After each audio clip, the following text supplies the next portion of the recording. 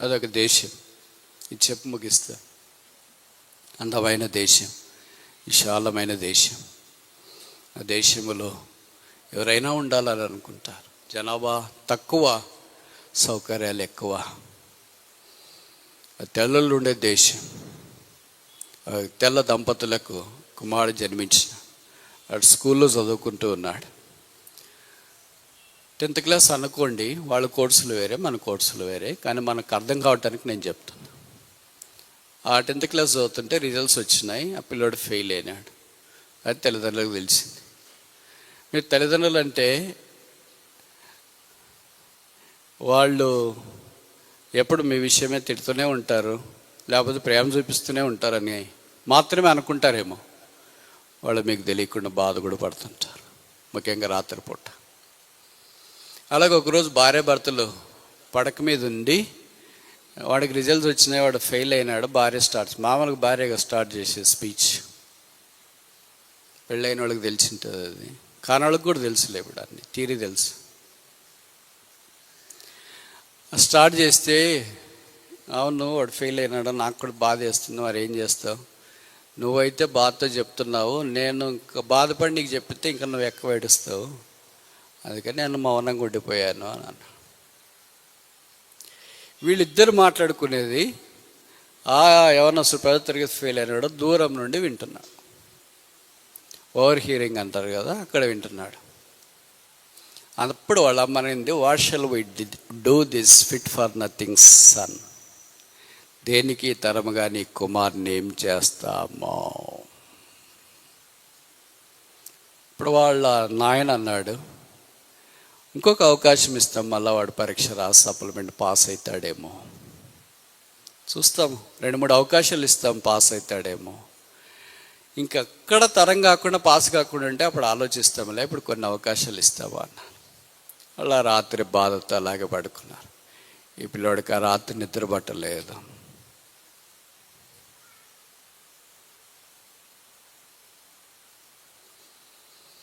మధ్యరాత్రే ఇంట్లో నుండి బయటకు వచ్చినాడు తెలియకుండా. ఇందాక నేను చెప్పినట్లు ఆ దేశం అంటే ఇళ్ళు తక్కువ ఉంటాయి, పచ్చిక భూములు ఎక్కువ ఉంటాయి. ఇంటికి అల్లంత దూరాన ఉన్న పచ్చిక పొలాల్లో వెళ్ళాడు. తూర్పు వైపు చేతులెత్తి మోకరించి ప్రార్థన చేయడం ఆరంభించాడు. రక్షణ మందిని యవనస్తుడు, ప్రభువా 9 నెలలు మోసి రక్తం పంచుకున్న నా తల్లి,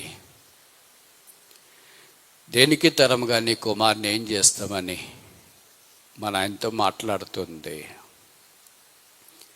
కన్న తల్లిదండ్రులకు నేను తరంగానంట. స్కూల్లో కూడా నేను తరంగానని ఫెయిల్ అయ్యాను, ఇంకిరుగు పొరికి నేనేం తరం అవుతాను? నీకేమైనా నేను తరం అవుతానా?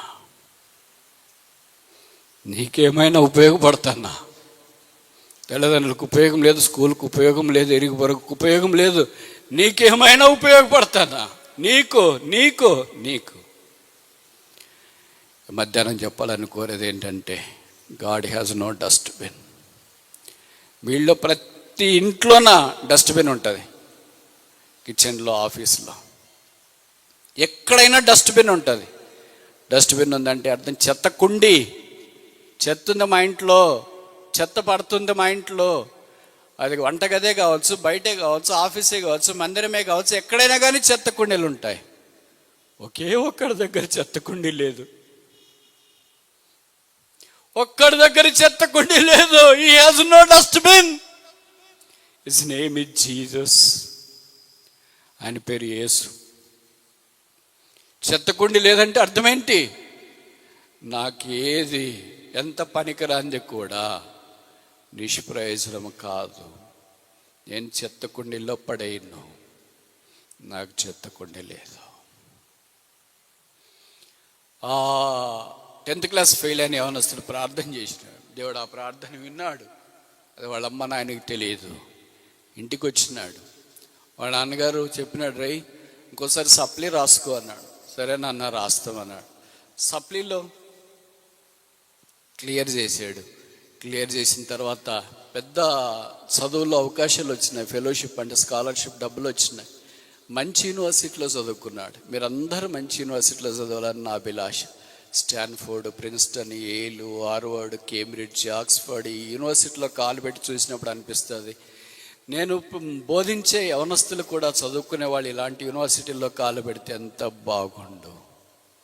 నా కళ నెరవేరుతుంది, నా ఆశ నెరవేరుతుంది, నా కోరిక తీరుతుంది అని అనుకుంటా.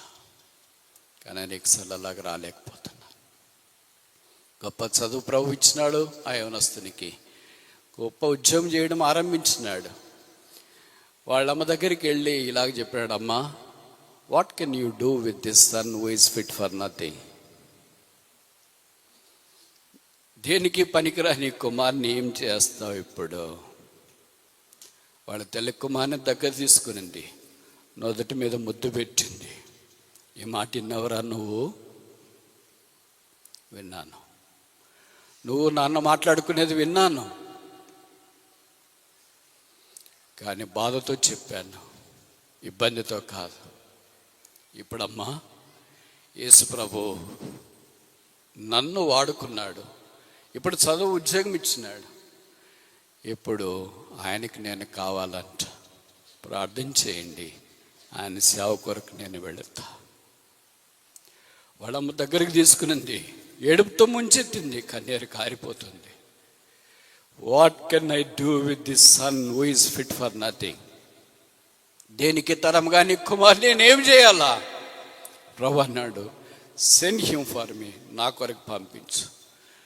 నీకేం ఉపయోగం లేదు కదా వాడు, నాకు ఉపయోగం, నా కొరకు పంపించు.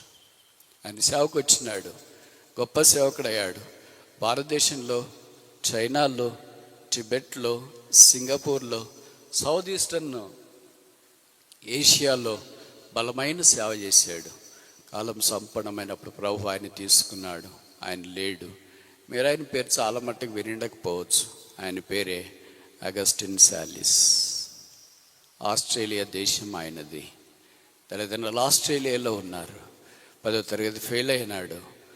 తల్లిదండ్రులకి ఏం చేయాలి కుమార్ని అనుకున్నారు. దేవుడు అన్నాడు, ఏం చేయాలి అనుకునే వాళ్ళని నా దగ్గర పంపించండి, నేను వారిని బాగు చేస్తాను. ఈ మధ్యాహ్నం ప్రభు అదే అంటున్నాడు, ప్రభువా నేను లోకానికి పనికిరానంట, నీకేమైనా పనికి వస్తానా? మోకరించండి, ప్రార్థన చేస్తాను.